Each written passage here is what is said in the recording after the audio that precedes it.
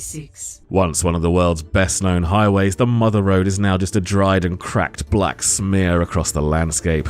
Deadlock Gorge is no different to the rest of America's main street, left behind to better technologies.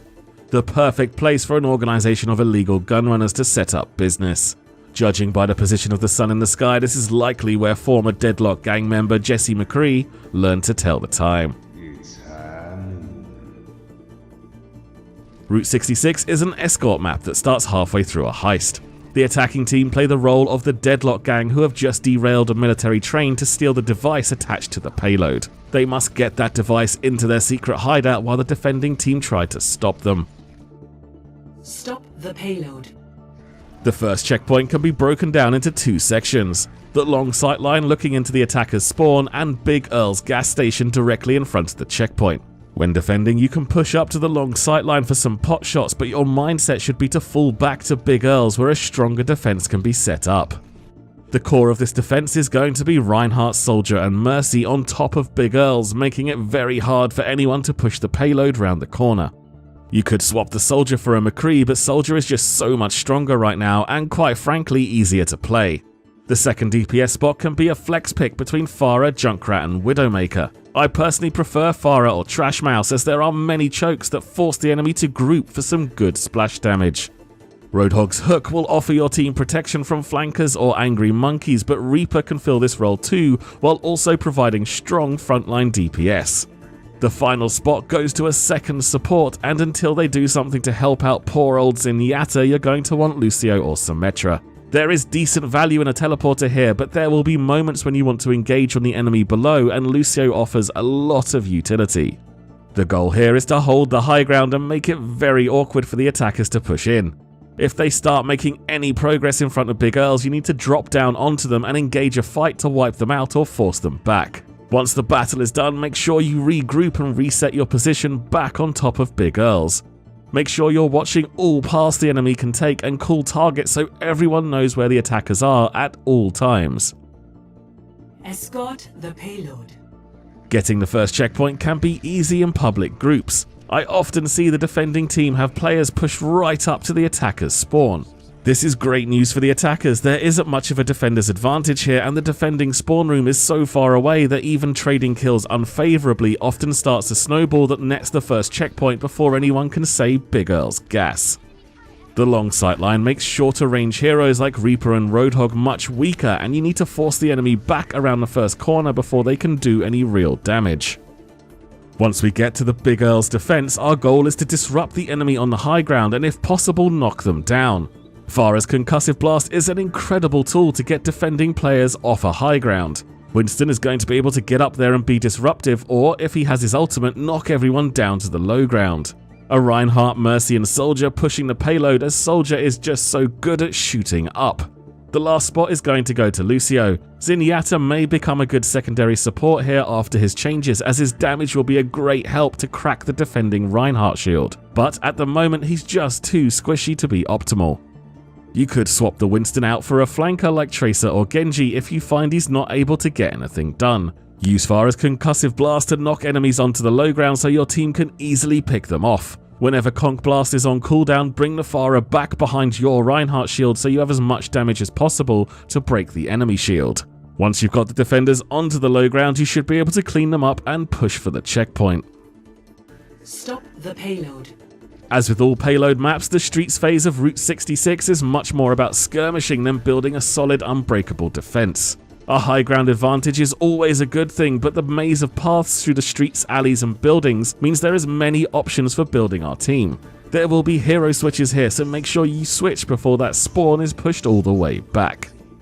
The core of this team is going to be Reinhardt, Mercy and Lucio. Our second tank can be a Zarya or Winston. I prefer Zarya on the defending team because Winston's mobility is not essential and Zarya has far greater damage output.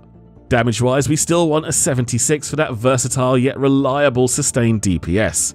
We could also take a Widowmaker for the long sightlines available on this stage of the map. The last spot is a choice between Pharah and Reaper. Pharah can take advantage of the high ground, raining the rockets all day long, and Reaper has a maze of buildings and alleys to exploit. I don't have a preference between the two. It will come down to personal playstyle and the enemy team composition. In a vacuum, they are both great choices and wombo combo beautifully with Zarya. Use the aggressive team to engage fights on your team's terms and push the attackers off the payload.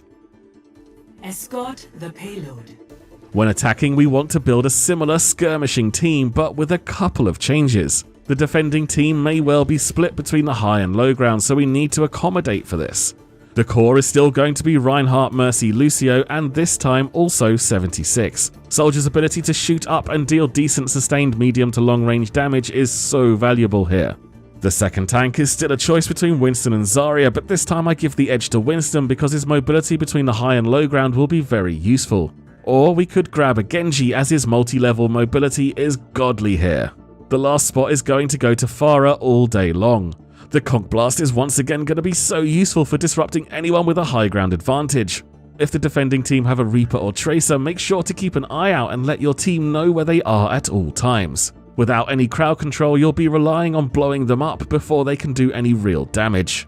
Of course, if you're struggling, you could make your second tank a Roadhog. Stop the payload. The final checkpoint is a claustrophobic mess of a warehouse where someone thought, do you know what this warehouse needs? An articulated truck. That truck gives the defending team a good solid high ground to build a defense around. Our core, as almost always on non-control maps, is going to be Reinhardt, Mercy and Lucio.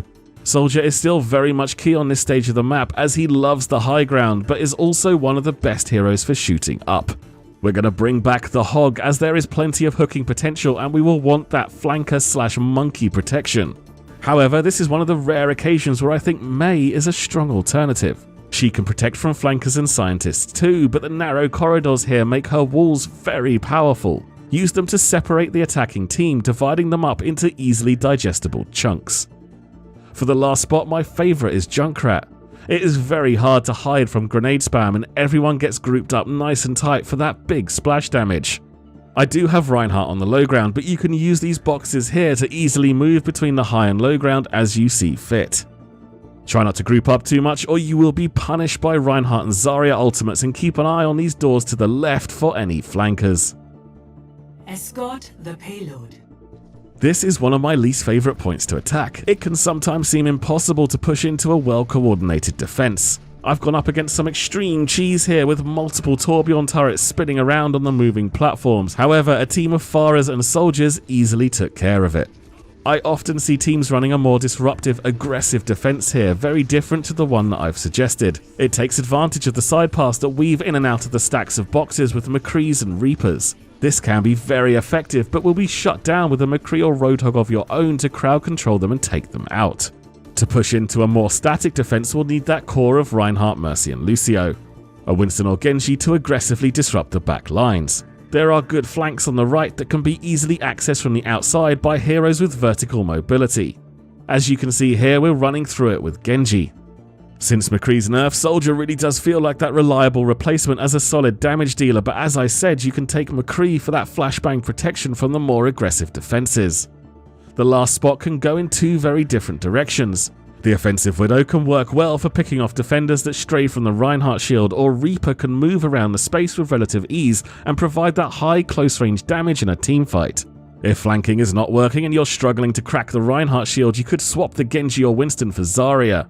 Use her right click to help bring down the enemy shield and then go for that big wombo combo finish with Reaper. Thanks for watching. If you guys found this useful, be sure to hit that like button and let me know in the comments how you guys like to play Route 66. You can follow me on Twitter at TotallyFutile, where I spout general nonsense and news about mostly Blizzard games. Take it easy, and I'll see you soon.